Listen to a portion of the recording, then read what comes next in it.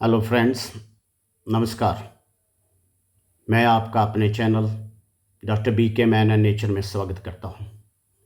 आज 6 सितंबर 2025 है। आज इंटरनेशनल रिलेशंस में एक बहुत बड़ी डेवलपमेंट हुई और ये डेवलपमेंट इंडिया और यूएस के रिलेशंस में थी। यूएस प्रेसिडेंट डोनाल्ड ट्रंप ने एक ट्वीट किया जिसमें उन्होंने इंडिया के प्राइम मिनिस्टर की तारीफ़ की और उन्होंने कहा कि Indian prime minister is a great leader. उन्होंने यूएस और इंडिया के जो बिजनेस स्ट्रेटेजिक पार्टनरशिप है उसको भी पॉजिटिव कहा।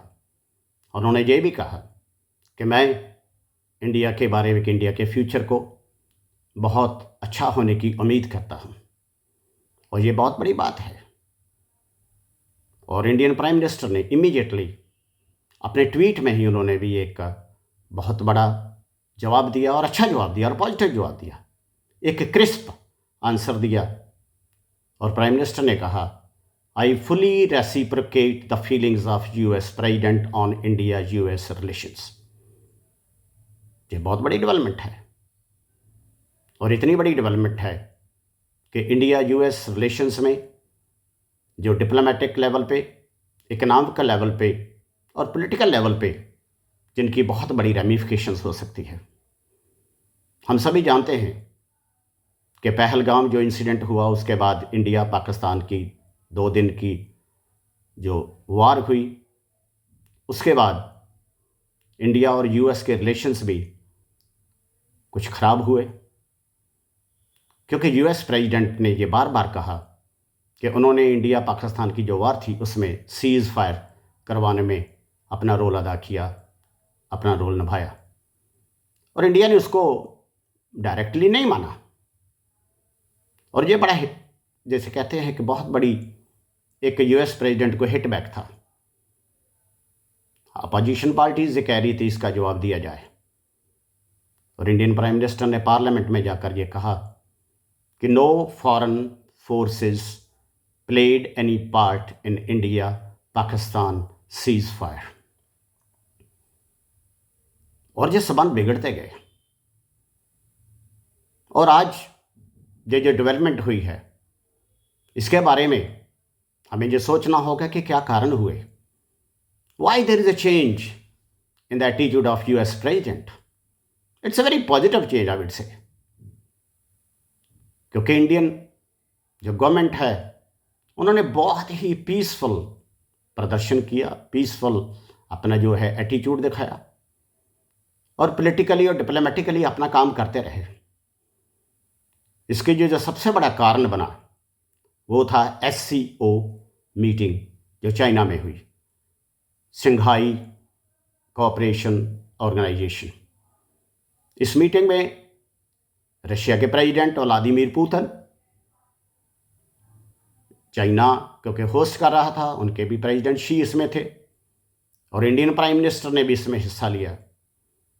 और हमने सभी ने भी देखा, टीवी पे देख रहे थे, इन तीनों का जो मीटिंग था वो बहुत बड़ा अमेरिका के लिए सरप्राइजिंग भी था और अमेरिका फॉरेन पॉलिसी के लिए एक हर्टिंग भी था। और तीनों जब मिल रहे थे तो बहुत बड़ा एक सिग्नल दे रहे थे।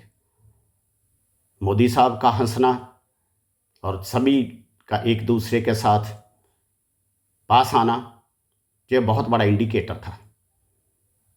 और ये जो मीटिंग थी इसने ये जो अमेरिकन यूएस थिंकर हैं उनको सोचने के ऊपर मजबूर कर दिया। और हम देख रहे थे काफ़ी दिनों से कि अमेरिकन में जो थिंकर्स थे, जो पॉलिटिकल लीडर्स थे, उन्होंने अमेरिकन पॉलिसी को और ट्रंप साहब की पॉलिसी को क्रिटिसाइज भी किया।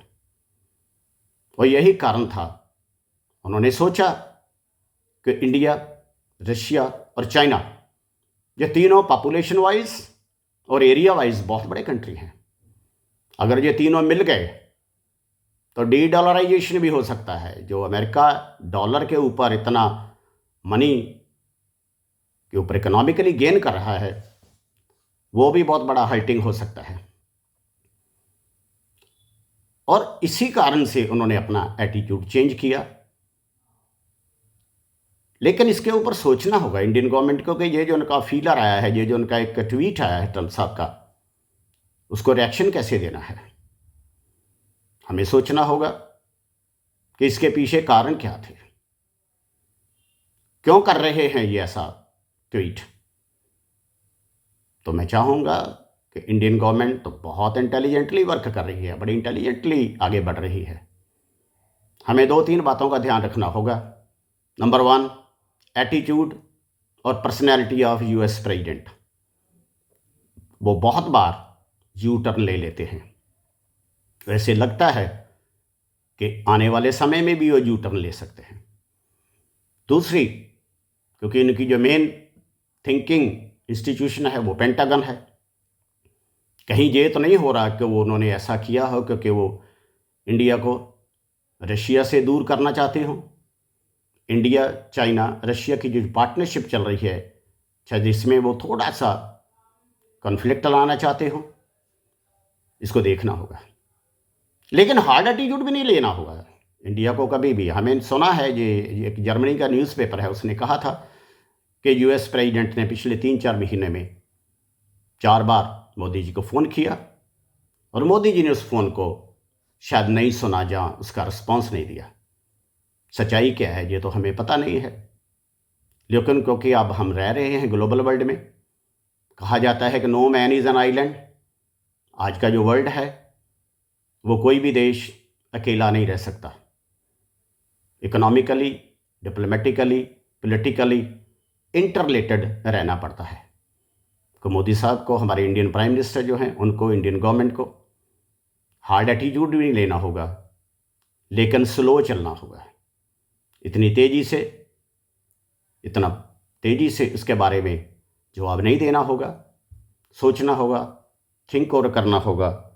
और इंडिया के जो हित हैं, जो पॉलिसी, अमेरिकन पॉलिसी, क्यों नाराज हुए अमेरिकन्स को। ये कहा जाता है कि अमेरिकन शायद इंडिया के फूड में, फिशरी में, एग्रीकल्चर में एंटर करना चाहते हैं।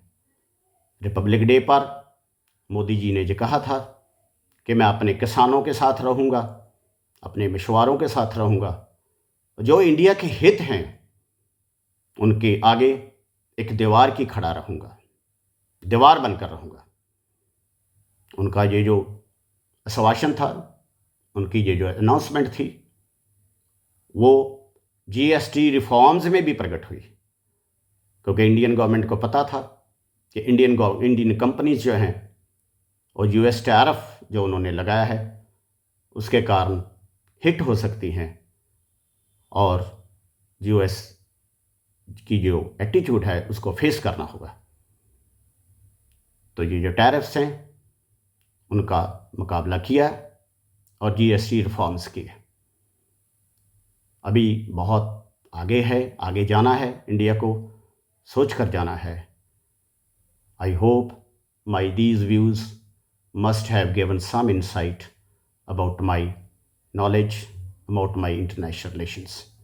If you like this video, please like it and share it. Thank you very much.